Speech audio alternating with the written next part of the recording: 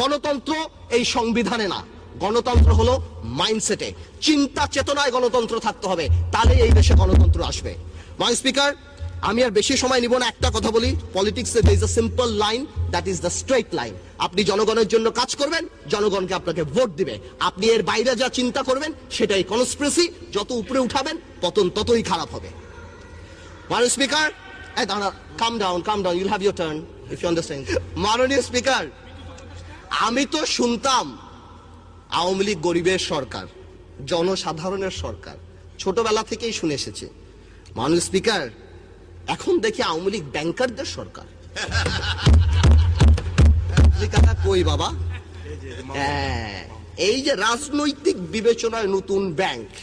মাননীয় স্পিকার, মাননীয় প্রধানমন্ত্রী অনেকবার বলছে আমার এমপি মন্ত্রীদের টাকা পয়সা জমা দিতে হবে, কে কত টাকার মালিক, তথ্য অধিকার, এটা সেটা, কিন্তু আমরা পাইনি। বাট আমি কষ্ট করে ইলেকশনের হলফনামা থেকে বের করে নিয়ে আসছি, সবগুলি বলবো না। ফার্মার্স ব্যাংক, আমাদের অনারেবল মেম্বার অফ পার্লামেন্ট, আচ্ছা নাম বললাম না।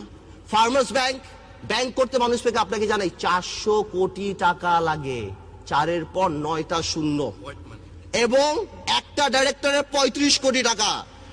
ফার্মার্স ব্যাংক যিনি করলেন, ইলেকশনের হলফনামায় 39 লক্ষ টাকার মালিক। মেঘনা ব্যাংকে করলেন, কোটি বাটি মিলে 27 লাখ টাকার মালিক। ফেডারেল ব্যাংক যিনি করলেন, কোটি বাটি মিলিয়ে 1 কোটি 1.5 কোটি টাকার মালিক।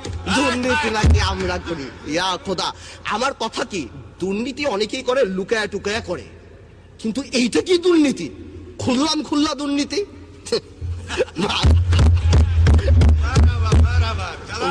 আপনাকে কিছু ডিজিটাল দুর্নীতির স্যাম্পল দিতে চাই। দুর্নীতির কথা স্টার্ট করলে শেয়ার মার্কেট নিয়ে কথা বলতে হয়, অর্থনীতি নিয়ে কথা বলতে হয়। স্পিকার, আজ থেকে ঠিক 1 বছর আগে এখানে দাঁড়িয়ে বলে গিয়েছিলাম দরবেশ তার মুরিদদের কথা শেয়ার মার্কেটের। সেই দরবেশের কথা এখন বাচ্চাও বাংলাদেশে কিন্তু বলতে পারে। সেই দরবেশের বিচার হয় নাই মাননীয় স্পিকার। এছাড়া আরো যত মুরিদ ছিল কারোই বিচার হয়নি। মাননীয় স্পিকার, গতবার তো বলে গিয়েছিলাম শেয়ার মার্কেটে জড়িত কারা ছিল। এখন সময় এসেছে হালকা করে বলার কিভাবে শেয়ার মার্কেটের ঘটনাটা ঘটানো হলো। 2010 সালের সেপ্টেম্বরে সিডিবিএল দেখলেই বোঝা যায় জেড ক্যাটাগরি নামে কোন কোন কোম্পানিগুলি তাদের টাকাগুলি বের করে ফেলেছে।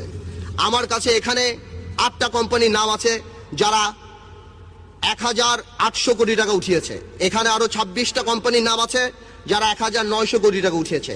এখানে আরো আছে যারা 2000 কোটি টাকা উঠিয়েছে। মাননীয় স্পিকার, সংসদ বা আমাদের গভর্নমেন্ট থেকে, সরকার থেকে বলা হলো, রেগুলেটর লাগানো হলো, এটা লাগানো হলো, অনেক কিছুই দেখেছি আমরা। পরে আবার সিসিটিভি ক্যামেরাও লাগানো হলো। এই টিভি ক্যামেরাগুলি যদি এই কালপ্রিটদের বাড়ির সামনে লাগানো হতো তাহলে দেখা যেত এই টাকাগুলি কোথায় গিয়েছে। মাননীয় স্পিকার, একটা ইনভেস্টিগেশন কমিটি করা হলো, সেটা রিপোর্ট দেওয়া হলো। অর্থমন্ত্রী সুন্দর করে বললেন, these are mafia, we cannot speak, what a disgrace for the country. যা আমাদের অর্থমন্ত্রী বলে যে দিজ আর মাফিয়া। শেয়ার মার্কেটের আরো কিছু ঘটনা আপনাকে বলতে চাই।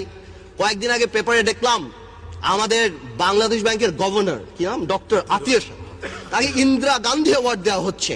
তাকে তো ধ্বংসাত্মক অ্যাওয়ার্ড দেওয়া উচিত শেয়ার মার্কেট ধ্বংস করার জন্য। যখন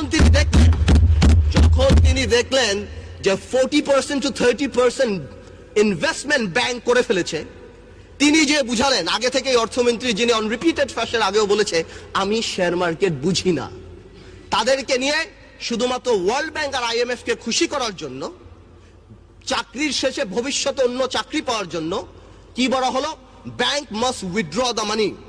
মাননীয় স্পিকার, 200 কিলোমিটার স্পিডের একটা গাড়ি যদি আপনি হঠাৎ ব্রেক করেন তাহলে কি হবে?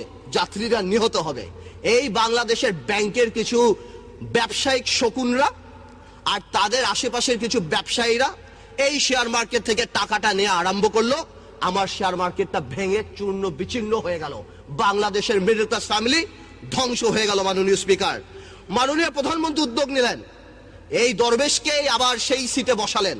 আমার মনে আছে, আমি ছিলাম না সংসদে, তবে সুরঞ্জিত গুপ্ত সাহেব বলেছিলেন, কি জানি, ভূত শস্যের মধ্যে ভূত থাকা। দরবেশও কিছু করতে পারলো না, বিভিন্ন ব্যাংকের সাথে কথা বললেন, বললো নাকি কিছু টাকা দিবে, কোন প্রাইভেট ব্যাংকের মালিক একটা টাকাও দিল না এই শেয়ার মার্কেটে। মাননীয় স্পিকার, এমনও দেখা গিয়েছে অনেক ব্যাংকের মালিকরা তারা ডাইরেক্ট ব্রোকারেজ হাউসে এই টাকাটা নিয়ে গিয়েছে। এটা বাংলাদেশের সবচেয়ে বড় কারাপশন, এই ইতিহাস হয়ে থাকবে। আমি একটা কথা বলতে চাই, সরকারের উচিত কোনো আইন পাশ করে রেট্রোস্পেক্টিভ এফেক্ট দিয়ে এই শেয়ার মার্কেটের কালপ্রিটদের বিচার করা, অথবা এমন কোন আইন করা যাতে আগামীতে শেয়ার মার্কেটে কেউ কোনো ধরনের এই ধরনের ফাঁস না করতে পারে। মাননীয় স্পিকার, 1 কোটি লোক রাস্তা এফেক্টেড। বাংলাদেশের মানুষের কাছে এই হাতে গোনা কয়টা টাকাই তো তাদের সোশ্যাল ইম্প্যাক্ট, তাদের সোশ্যাল রেসপেক্ট। যাদেরকে আপনি দেখেন মাননীয় স্পিকার রাস্তায় দাঁড়িয়ে শেয়ার মার্কেটের জন্য চিল্লাচিল্লি করছে, তারা কিন্তু সর্বস্ব হারিয়েছে।